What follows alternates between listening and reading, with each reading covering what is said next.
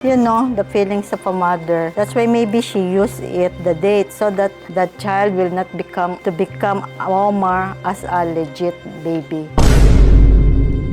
Almost 3 years, my sister na namatay na. Hindi po namin makuha yung dapat na makuha ni Omar na para sa kanya, na para maging tulong kay Omar sa pag-aaral niya, sa buhay niya. 26 years has passed that I don't even have a chance to reconnect with him. I'm searching him in Facebook, no answer. Sometimes I feel hopeless that there is no answer to that. There's no solution to that problem. The sun is strong, I cannot see. Too many excuses. Hi, my name is Omar Al Sheybi, 26 years old, a Filipino-Syrian. I'm looking for my father, whose name is Hassan Al Sheybi. I hope you can help me find my father very soon, whom I never met since birth.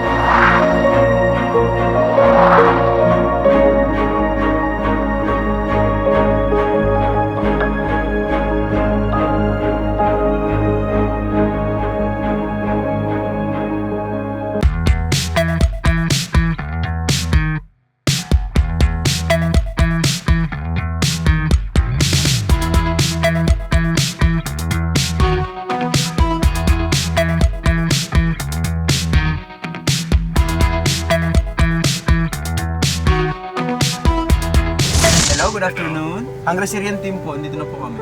Sige, lalabas na lang po ako. Punta ako po kayo. Okay, sige po. Salamat po. Okay. All the other side. Hi, how are you? Nice to meet you. What's your name? Pan ka ni tita ko. Omar. Omar. I'm Omar. Omar, nice to meet you. Nice to meet you, Basa. You're half Syrian, right? Half Syrian, half Filipino. Hi, Omar. How are you? Nice to meet you. Nice to meet you. This your house here? Sa tita ko po. Sa tita mo? 3 floors, no? Finally, we arrived. This very long drive from Manila. Yeah, I saw Omar kanina since earlier. Okay, Omar, how are you? I'm good. This is the 3rd time we greet each other. Yeah. I'm glad we arrived safe. We were able to meet with you because we traveled for a long time on the way, trying to find your house, following Google Map, you know. But finally, we made it here to your house. Thanks for your effort. All right, so I want to read the email of your tita or cousin? Cousin. Cousin. She's my cousin. She's your cousin. So we received an email. Hi sir, good afternoon. I just happened to see your vlog. I'm messaging you for my cousin who's also half Syrian. His mother, who's my auntie, died last 2021 because of aneurysm. And my cousin is her only child. If you could, guide me on how can I locate his father, Hassan Al Sheybi. Hassan Al Sheybi. Hassan Al That's Sheybi. the name of my father. So she said, I don't have any contact details of him. Hope you can help me find my cousin's father so they can reunite and meet his son. Okay, so Omar, your name, right? Yeah. Omar. Your last name is what? Al Sheybi. So Same now, as my father. Now your last name is Al Sheybi? Yeah, even though they are not married. Do you have a Syrian passport? No. I born and raised here in the Philippines. But you're following your father's name. Yeah. Okay. Were they married, your father and your mother? No. So how come you're following your father's last name if they were not married? We have law here in the Philippines that you can follow the surname of your father. The father or the mother, you mean? Yeah. Because most people in the Philippines, they follow the mother if they are not married. They follow the surname of the mother. So, Omar, tell me about yourself. How did you grow up? Simula bata ka? What does it feel for you that you are half Syrian? Okay, my name is Omar Al Sheybi, 26 years old, half Syrian, half Filipino. To be half Syrian, it is good for me. I think it is an advantage, but the disadvantage that I saw is that I don't have father at all. I don't have communication with my father. It is also difficult for me to grow without any father at all. There's something na may kulang palagi. But even though may kulang, my mother raised me very well. She did her very best to support me to grow what I am today. And of course, may tita, may 2 titas. Kasama ko, matagal na, mas matagal pa kay mama. Sila yung nagpalaki sa akin. They supported me since I was a baby because my mother is always in abroad. She worked for me to support my finances. What does she work for, Mom? My mother's work was tutor, office, Arabian boss, the daughters. So, where's your mom? She passed away last June 2021 due to aneurysm. So, how was your life since childhood? My life in childhood did very well because my titas and cousins support me from my finances, everything. Everything that I need, binigay nila. So, walang pagkukulang. Kumbaga, pinunan po nila yung pagkukulang na wala po, na hindi na ibigay ng papa ko. So, I grew up na happy. At the same time, malungkot kasi I did not have to see my father at all because my mom and my father, they lost communication since I was a baby. I think 1 year old. 1 year old? Matagal na. Do you know your father, Omar? Yeah, I know him. I know his looks. My mom had the pictures of him. Si mama po, pinapakilala niya nung nabubuhay siya. So, I have information about him. Did you ever talk to him? No, not. Even one time? Even one time. I Never don't have said any hi, chance to... hello? No. Marhaba? I didn't even heard his voice. But your dad knows that you exist? Yeah, my dad knows that he had the child in my mother. Your mother. Where's your dad from? From Syria? Which From city? Damascus, He's from Damascus. the capital. Even though he's in Damascus, my mom and my father, they meet in Abu Dhabi, UAE. How did they meet each other? Do you know? Through phone call because that time as my mother told me, he was the secretary to the ambassador of Syria. And that's how she met your father? Yeah. And your father works in the embassy as well? Yeah, Because parang in the message we received, your father is a diplomat. Yeah. So what does he work in the embassy? He's the secretary because he is good at English. Alright. This is the usual thing that I do every day, helping my tita in household chores.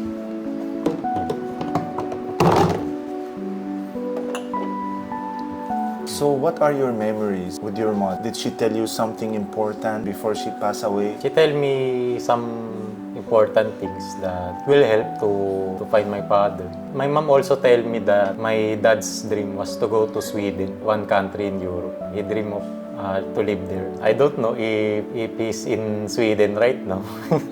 You don't know? I don't know. I don't have any communication at all to him. If I want to ask you, what is your dream? Of course, I want to see my father, to recognize me as his person, and I want to hug him, to get to know him better, to spend time with him, and other things. I have more dreams in my dad because 26 years has passed that I didn't have a chance to get to know him, to spend time with him. Not just because he's just my father, but he's part of my personality. I want to see a father image. My mom always tell me when she was with me that my father is a kind person. He's a loving person, not just to my mom but also to his family. So that I wanted to know him, to get to know him. I'm curious about my dad's personality. I think I and my father, Hassan, will get to know each other very well. Do you think he will accept you? Yeah, I think he will accept me because I'm his son. I always think of the possibility that he will accept me. And what if he don't? If he don't accept me, well, siya mapipilit na i-accept ako. The important to me is I get to know him. Just recognize me as his son. How much do you love your father that you never met for 26 years? I miss him and love him very well. As my mother, I also love him even though he don't even have the chance to talk to me at all, to spend time with me as his son. I love him very well. You know, I'm imagining your situation is very difficult. It's very difficult talaga. There's something in you na kulang talaga. Hanap-hanapin mo. Gusto mong punan yung kulang na yun. It's like a missing puzzle. Yeah. Missing puzzle that you want to solve for me to become a better person, a happier person too. Okay, ready? Okay, 1 for me, 0 for you. Okay, good. Kailangan lakas, baka sa kapitbahay punta. Okay lang.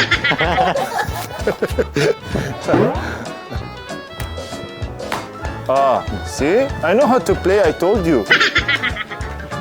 Hangin. I'm good, right? It's like I touch ihi ng aso. Dapat ganon or ganon? Ganon Pwedeng or- ganon. Pwede ganon? Kaya, Okay. yeah. It's like I'm the worst player in the world.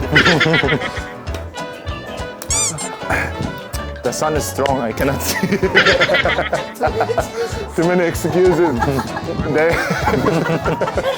excuses keep calling me. Ah. Oh!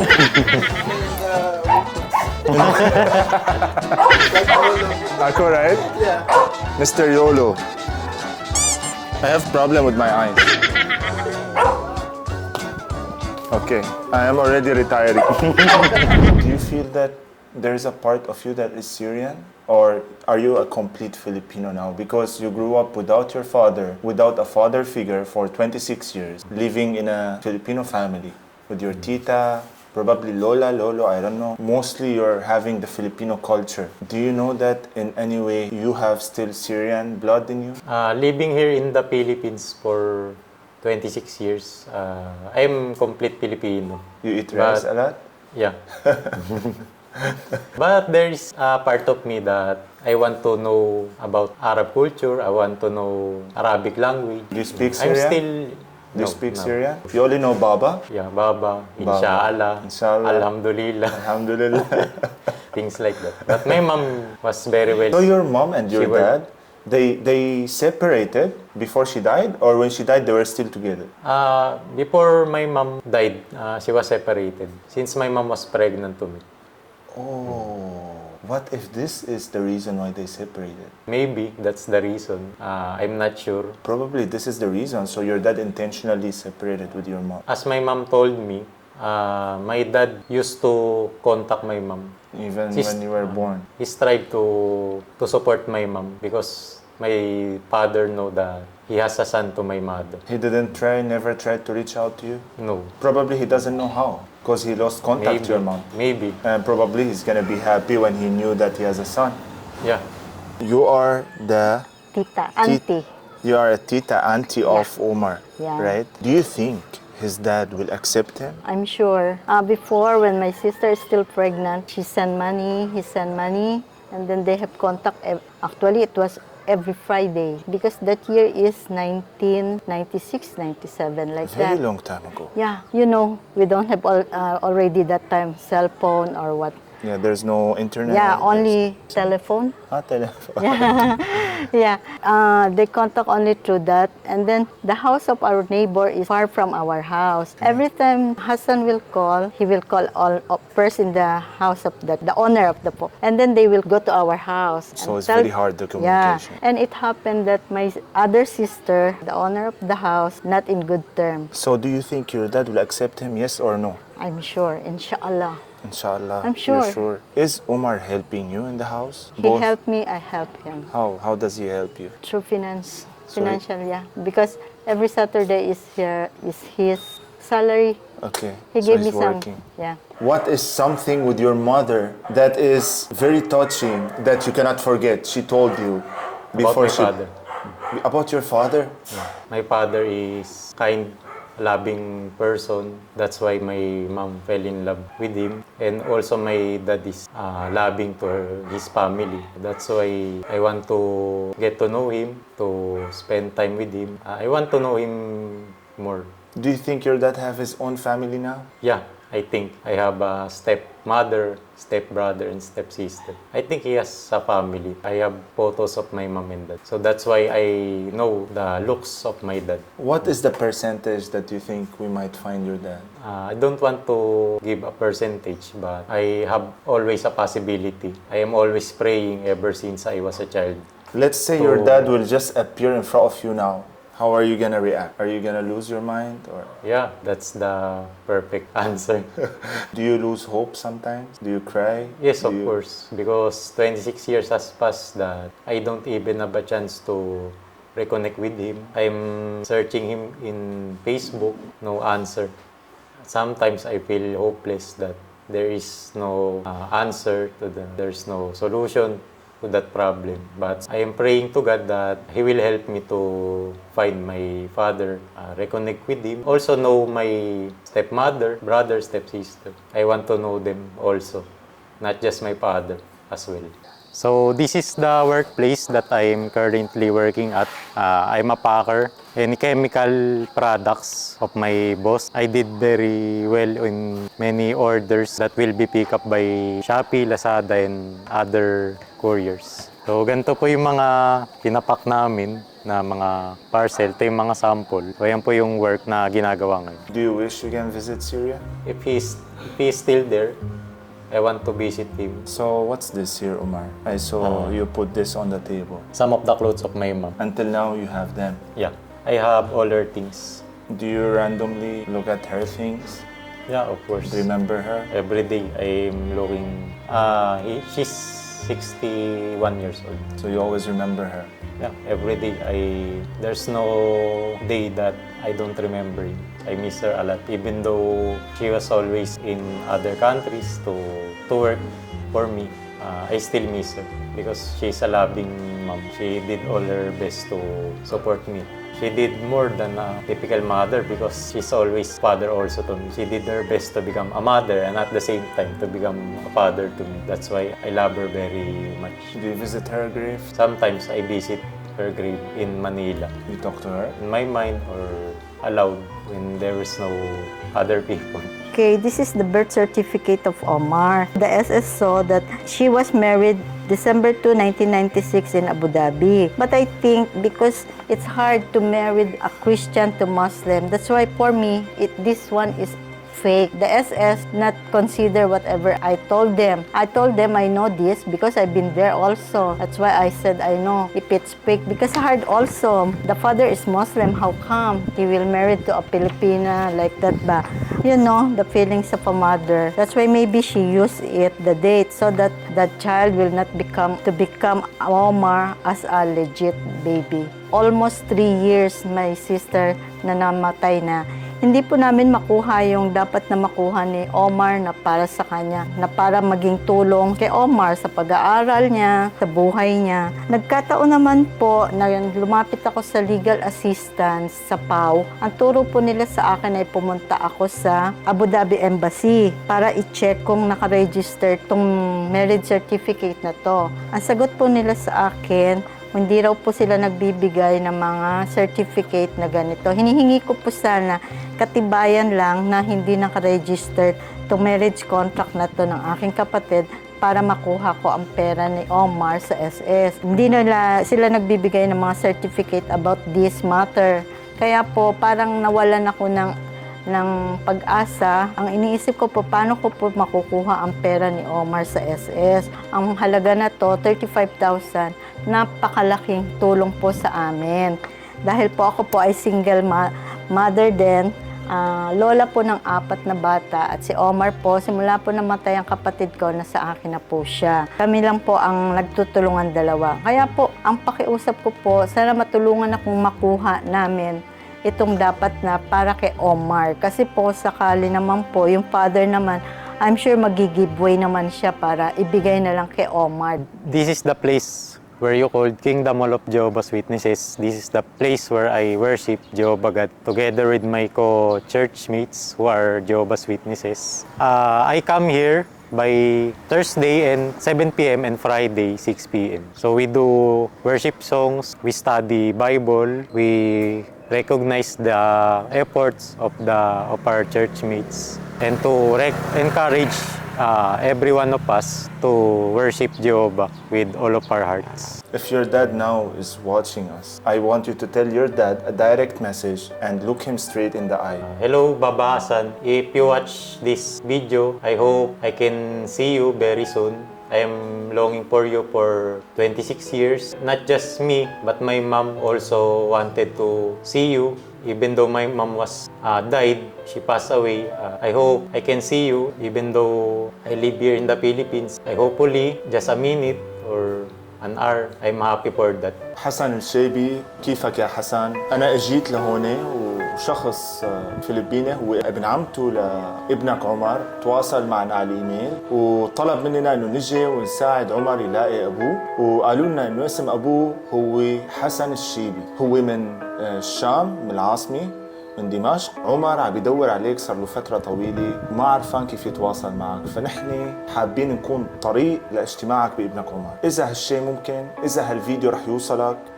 عمر هو حالي من عدة حالات، حاولنا كتير نلم عيال مع بعض وحابين نكون وسيلة لحتى نجمع بينك وبين ابنك عمر. المعلومات اللي وصلتنا انه اسمك حسن الشيبي وابنك هو حامل اسمك، فهلا ابنك الفلبيني اسمه عمر الشيبي. هو اكبر حلم لإله انه يتقابل معك ويلتقى فيك. Your biggest dream is to meet your father and to hug him.